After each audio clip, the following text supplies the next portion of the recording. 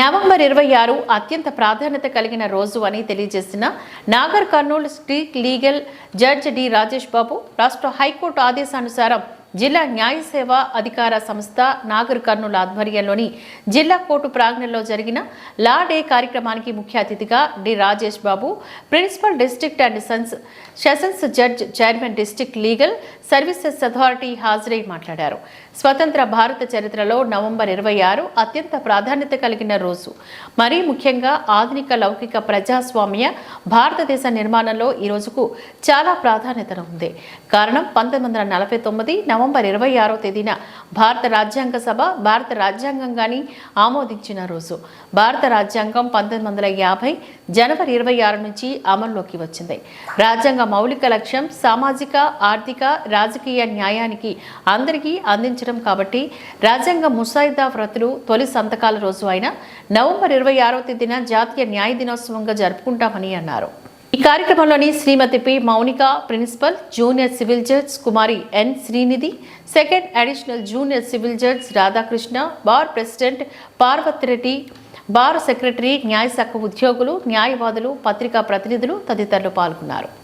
మన దేశానికి న్యాయం చేసుకోవడానికి వ్యక్తులు తెప్పించడం ఎందుకు, మన దేశంలో ఉన్నటువంటి వాళ్ళని వదిలిపెట్టడం ఎందుకు అనంటే ఒక్కొక్కరి బుర్రలో ఒక్కొక్క థాట్ ఉంటుంది. కాబట్టి అక్కడ ఉన్నటువంటి మరొక పెద్ద ఆయన అన్నారట, వాళ్ళు మన పొలిటికల్ పార్టీ కాదు కదా, అంబేద్కర్ గారిని ఎలా పెడతాం చైర్మన్గా అని అన్నారట.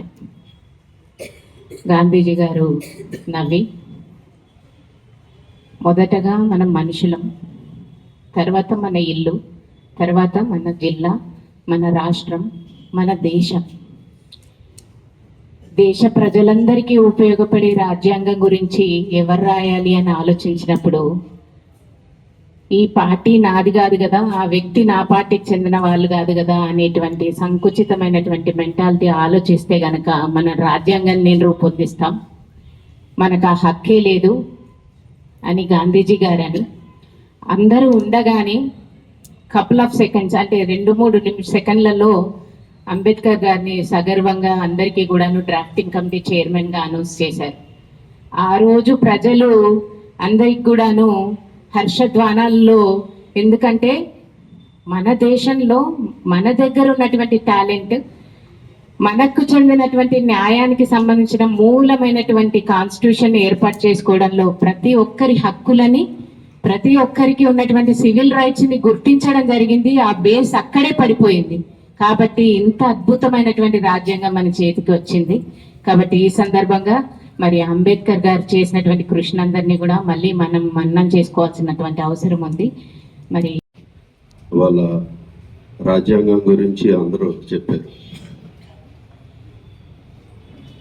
మరి అంబేద్కర్ గారు ఏ విధంగా ఈ కాన్స్టిట్యూయెంట్ అసెంబ్లీ చైర్మన్గా అయ్యారో మన సెక్రటరీ లీగల్ సర్వీస్ అథారిటీ గారు ఎంత ప్రయారిటీ ఇచ్చి మరి ఏది క్యాస్ట్, కలర్, క్రీడ్ ఏమీ చూడకుండా మరి అది చేయడం, మరి ఆ రోజు ఆ నిర్ణయం ఎంత సక్సెస్ అయిందో మనం వాళ్ళందరూ దాన్ని రాజ్యాంగాన్ని ఎంజాయ్ చేస్తున్నాం. మరి అయితే ఆ రోజు కాన్స్టిట్యూయెంట్ అసెంబ్లీ 26 నవంబర్ 1949 సిట్టింగ్ అనేది, అఫీషియల్ సిట్టింగ్ అనేది జరిగింది. ఒకరోజు ముందు అంటే 25/11/1949 కూర్చున్నప్పుడు అంబేద్కర్ గారు నెక్స్ట్ డే ఈ కాన్స్టిట్యూయెంట్ అసెంబ్లీ అంతా రెడీ చేసుకున్నారు. అయితే ఆయనకి ఒక ఆలోచన ఒకటి వచ్చింది, కాన్స్టిట్యూయెంట్ అసెంబ్లీ పెడతాం కానీ దాన్ని ఎట్లా ఉపయోగిస్తాము అనేదే ముఖ్య అంశం అని చెప్పారు. కాన్స్టిట్యూషన్ ఎంత మంచిగా ఉన్నా మరి అది మంచిగా రాణించలేని వాళ్ళ చేతిలో పడితే కాన్స్టిట్యూషన్ ఫెయిల్ అయిపోతుందని చెప్పారు. అలాగే కాన్స్టిట్యూషన్ మంచిగా లేకపోయినా మరి అది మంచి వాళ్ళ చేతిలో పడితే మంచిగా జరుగుతుంది ఆ కాన్స్టిట్యూషన్ అని చెప్పారు. ఈ విషయం ఎందుకు చెప్పారంటే మరి ఆయనకి ఎన్నో సందేహాలు ఉండొచ్చు. ఎందుకంటే ఒక అద్భుతమైన కాన్స్టిట్యూషన్ మనకి డైమండ్ జూబ్లీ సెలబ్రేషన్స్ చేసుకుంటున్నాం. వాళ్ళు మనం 75 years క్లాప్ చేయాలండి అందరూ.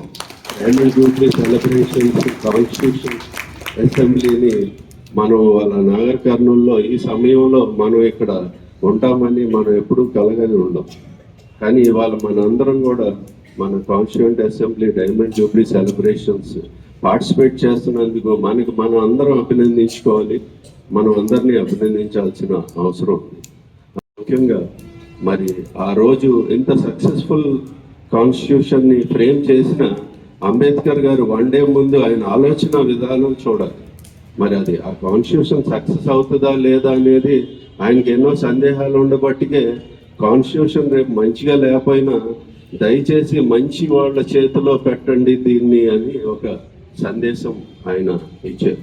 కాబట్టి మనం కూడా అది ఆలోచించుకుని మనం చేసే వర్క్స్ మనం మంచి మార్గంలో మనం కాన్స్టిట్యూషన్ మనం ఏం వర్క్ చేసినా మనకి ఆ రాజ్యాంగం మనకి హ్యాండ్ ఓవర్ చేసింది. కాబట్టి మనం ఏ పని చేసినా రాజ్యాంగానికి అనుకూలంగా మంచిని మనం పెంచాలి, చెడుని మనం తగ్గించాలి అనే ఒక సారాంశం నేను చెప్పదలుచుకున్నా. మరి ఇప్పుడు ఇట్లా మరి అడ్వకేట్స్ అందరికీ కూడా సమయం ఇవ్వలేకపోతున్నాము. ఇస్తే ఎందుకంటే అడ్వకేట్స్ కాబట్టి గంట మాట్లాడే శక్తి అందరికీ ఉంది. కానీ మరి కోర్ట్ టైం కూడా అవుతుంది కాబట్టి మనం ఇట్లా golden Jubilee celebrations 75th anniversary of constitution అసెంబ్లీని మనం సెలబ్రేట్ చేసుకుంటున్నందుకు మనం మరి ఒకసారి మనం ఆ కాన్స్టిట్యూషన్ ప్రియాంబుల్ కూడా మనం అందరం నిలబడి దానికి నమస్కరించుకుంటూ అందరం మనం ప్రియాంబుల్ని నేను చదువుతానండి. మీరు కూడా అందరూ కూడా ఫస్ట్ ఇంగ్లీష్లో చదువుతాం ఇక్కడ, ఎందుకంటే ఈ కక్షిదారులు ఉన్నారు, ఇంగ్లీష్ రాకపోవచ్చు.